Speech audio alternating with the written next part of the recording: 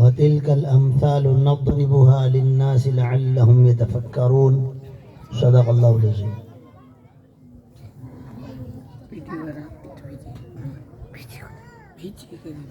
وقال النبي صلى الله تعالى عليه وسلم خيركم من تعلم القرآن وعلمه وقال عليه الصلاة والسلام. درود پاک پڑھ لیجئے. اللہم صلی علی محمد النبی الامی وعلی آلہ وسلم تسلیما.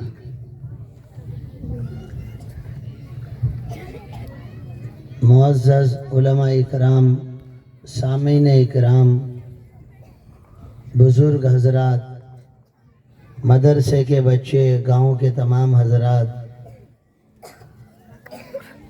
آپ تمام بہت زیادہ قابل مبارک ہیں بہت ساری باتوں کے اعتبار سے.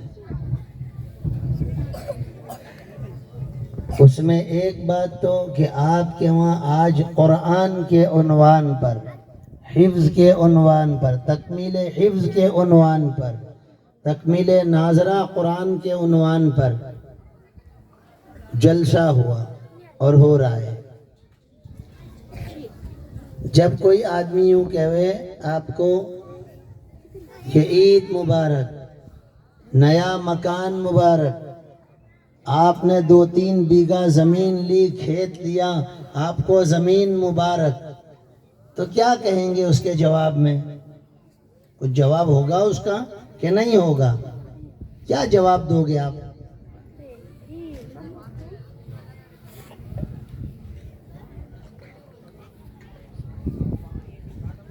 کہ آپ کو یہ بابرکت ہو، اس میں برکت ہو اور اللہ پاک آپ کو مبارک کرے، برکت دے اس میں، تو آمین کہنا چاہیے. وہ دعا دے رہا ہے نا.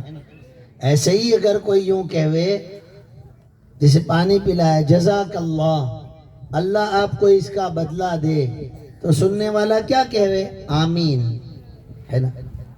دیکھو یہ ایک دین کا علم ہمارے پاس آیا، کچھ سیکھنے ملا. تو جہاں پر علم بڑھتا ہو وہ بھی مبارک جگہ ہے کہ علم کا سیکھنا اور سکھانا یہ اللہ تبارک و تعالیٰ کو بہت پسند ہے. ایک تو آج کا جلسہ جس میں جمع ہوئے یہ قابل مبارک ہے. پھر آپ کے وہاں بچوں کی تعلیم کا مکتب اور مدرسہ ہے جس میں قرآن کی اور سنتوں کی تعلیم دی جا رہی ہے. آپ صبح سے دیکھ رہے ہیں کہ آپ کی زبان میں نہیں بلکہ صاف ستھری اردو زبان کے اندر اور اعلیٰ معیار کی اردو زبان میں بچے نعت پاک پڑھ رہے ہیں. بچے بہت پیارے پیارے عنوان پر تقاریر کر رہے ہیں، تقریریں کر رہے ہیں، بیان کر رہے ہیں وہ بچے. تو کوئی ایک ابا یا کوئی ایک ماں باپ، کوئی ایک پیرنٹس کھڑا ہو کے یوں کہے کہ مولانا وہ بچے نے جو تقریر کی ہے نا تو میں نے گھر پہ اس کو محنت کی، میں نے یاد کرایا. کوئی ایک تو کہے، ہر ایک یہ کہہ رہا ہے اس کے استاذ کی محنت ہے، اس کے معلم کی اس کے پیچھے محنت ہے کہ کہاں تو ناظرہ قرآن پڑھ رہے ہیں اور تقریر ایسی جیسے کوئی مولانا صاحب تقریر کر رہے ہیں، نعت پاک ایسی پیاری پڑھ رہے ہیں جیسے مستقل کوئی نعت خواں ہو. تو یہ بھی آپ کے لیے بہت مبارک بات کی چیز ہے کہ آپ کے ہاں پر ایسا مکتب اور مدرسہ قائم دائم ہے کہ جس کے اندر اسلام کی تعلیم اور روایتی ہمارے بزرگوں کی طرف سے جو تعلیمات اور جو طریقہ کار اور جو طریقے اور جو سنتوں کے ساتھ زندگی جینے کی سٹائل اور ڈھب ہے وہ سکھائی جا رہی آپ کی اولاد کو. تو یہ تو آپ سب کے لیے، ہم سب کے لیے مبارک موقع. اللہ تبارک و تعالی یہ مبارک بادی کو اور یہ برکتوں کو اللہ تبارک و تعالی ہمارے لیے باعث اور بابرکت بنائے، ہے نا. دیکھو کام کی کچھ باتیں ہم کریں گے اور کچھ کام کی باتیں سن لو. تمہاری میری چھوٹی بڑی بات وہ کسی کی بات بڑی نہیں ہو سکتی، لہذا آپس کی کوئی بات، کوئی اشارہ سب کو چھوڑ دو اور بہت دھیان کے ساتھ یہ جو اللہ رسول کی بات کہی جا رہی ہے اس کو سنو۔ ہم لوگ تو شہر احمد آباد آپ لوگوں نے بھی دیکھا، جہاں پر پکی سڑکیں اور اجالے اور چلنے کی جگہ کم، رہنے کی جگہ کم، اور شہر بہت بڑا۔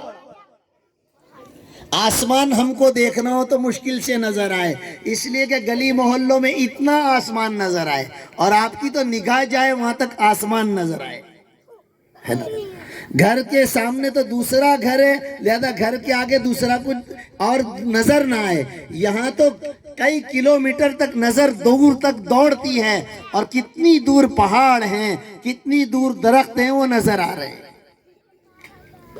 تو چاہے جدید شہروں میں کوئی رہتا ہو یا چھوٹے کچے شہروں، گاؤں اور مکانوں اور علاقوں میں رہتا ہو، کوئی چھوٹے دیہات میں رہتا ہو، ساری دنیا کے انسانوں، مرد اور عورت کی کامیابی و کامرانی، دونوں جہاں کی کامیابی و کامرانی کا ایک واقعہ جو اللہ تبارک و تعالیٰ نے قرآن کریم کے ذریعے سے دیا، کہ جس کی زندگی میں اللہ رسول کے احکام، اللہ رسول کا طریقہ، جس کی زندگی میں دین ہوگا وہ کامیاب ہوگا،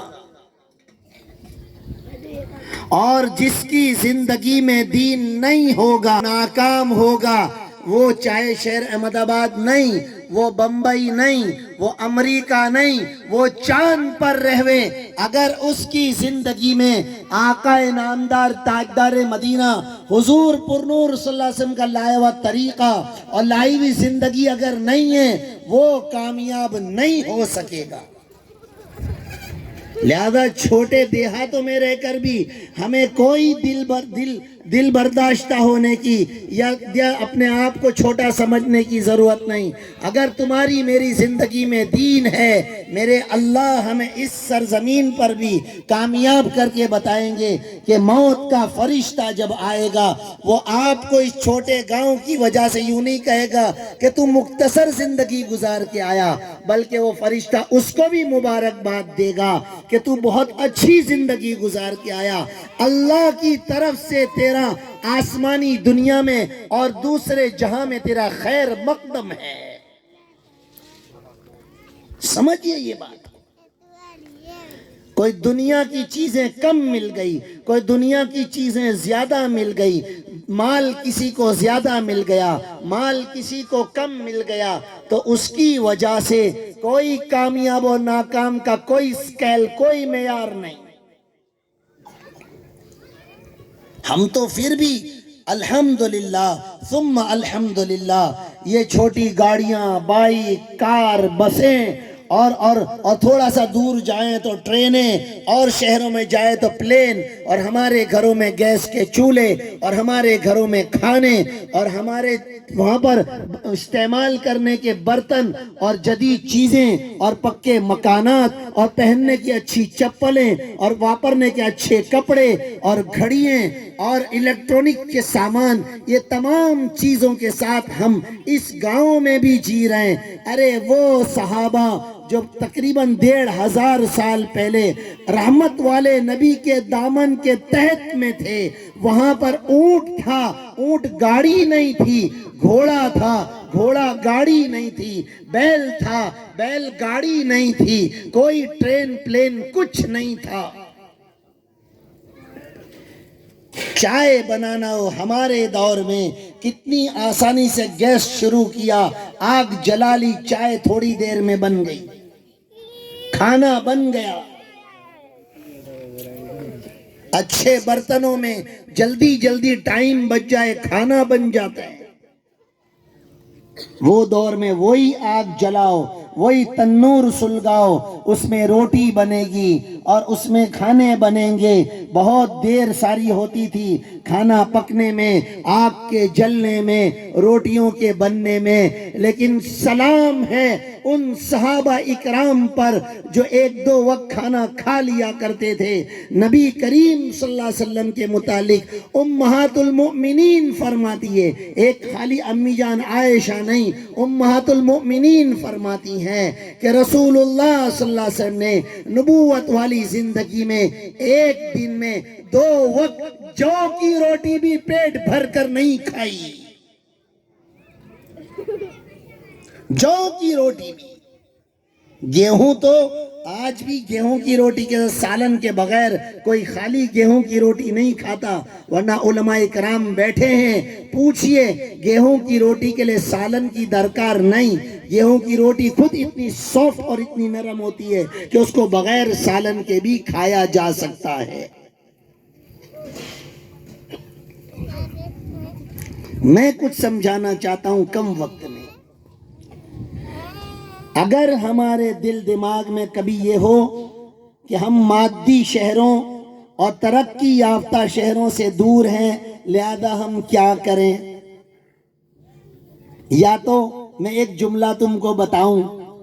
میوات کی جماعتیں ہمارے شہروں میں جب ہم ان کو لے کے بیٹھیں تو وہ اکثر یوں کہتے ہیں ہمیں تو کچھ آوے نا، دین کی بات ہم جانے نا. وہ ایسا کہوے ان کی زبان میں. تو میں اب ان کو کہتا ہوں تم دین کے اعتبار سے تو کہتے ہو کہ ہم کو کچھ آتا نہیں، ہم کچھ جانتے نہیں. بتاؤ تمہارے باپ دادوں نے بیلوں کی دموں کو ولا کر کھیتیاں کی، بتاؤ تم ٹریکٹر لائے کہ نہیں؟ وہ پیدل چلا کرتے تھے، تم بائک اور کار لائے کہ نہیں؟ وہ کنویں سے پانی رسیوں سے کھینچا کرتے تھے، تم نے ٹیوب ویل لگائے کہ نہیں؟ تو دنیاوی اعتبار سے تو تم نے ترقی کی اور مادی چیزوں کا استعمال کر کے دنیا میں تو آگے بڑھے، اور دین کے اعتبار سے تم یوں کہو کہ ہمیں کچھ آوے نا. تو کل قیامت کے دن اللہ پوچھے کہ نہ پوچھے؟ پوچھیں گے. لہذا یہ ہمارا عذر یا بہانہ یہ اللہ کی بارگاہ میں نہیں چلے گا کہ ہم چھوٹے گاؤں میں رہتے تھے. ایک ضابطہ پھر سے بتاتا ہوں، چیز ملے کہ نہ ملے، کھانا کس طرح کھا رہے ہیں، کیا کھا رہے ہیں، وہ نہیں، کیسے کما کے کھا رہے ہیں، حلال طریقے سے کھا رہے ہیں یا حرام طریقے سے کھا رہے ہیں، وہ اللہ دیکھیں گے. ایک وقت کھا رہے ہیں یا 2 وقت کھا رہے ہیں اس کے بارے میں نہیں پوچھا جائے گا. جتنی وقت کھا رہے ہیں نبی کے طریقے پر کھا رہے ہیں یا